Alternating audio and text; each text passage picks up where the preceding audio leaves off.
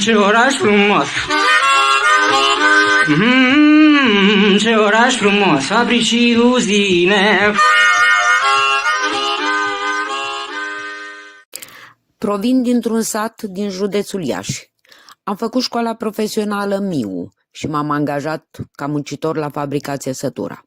Am lucrat în condiții grele, 3 schimburi, alergam de la o mașină la alta, înodam firele, aveam plan și trebuia făcut și depășit. Se câștiga bine, existau sporuri, prime, noi eram plătiți în acord ca muncitori și câștigam mult mai bine ca inginerii care aveau salariu fix. Am stat cu soțul la un cămin de familiști, iar când a apărut al 2-lea copil, am primit apartament cu 3 camere. Copiii erau la căminul fabricii, iar când erau în vacanță îi trimiteam la părinți, la țară sau stăteau toată ziua pe afară, cu cheia de gât, împreună cu alți copii din cartier. Îi mai supraveghea câte o vecină, o bunică, le mai dădea ceva de mâncare la toți care erau din aceeași zonă. După 1978, magazinele erau tot mai goale. Nu se găseau alimente, nu se dădea căldură în apartamente. Apa caldă venea tot mai rar. Se întrerupea des gazul metan și curentul electric. Aveai bani și nu aveai ce cumpăra cu ei.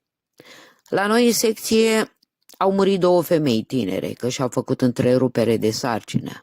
Nu mai voia nimeni să facă copii în anii aceia. A venit ordin să fie controlate toate femeile dacă nu sunt însărcinate. Erau duse ca vitele la abator.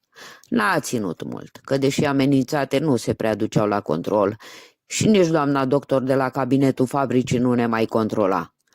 Și femeile cu experiență ne-au învățat cum să facem să nu mai rămânem însărcinate.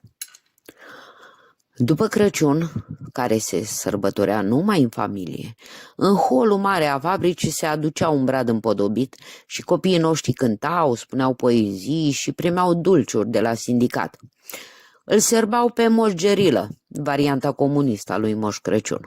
Nu ne plăceau poeziile și nici cântecele, că erau numai despre partid, mama Elena Ceaușescu, despre viața fericită, deși mulți nu prea știam ce să punem pe masă.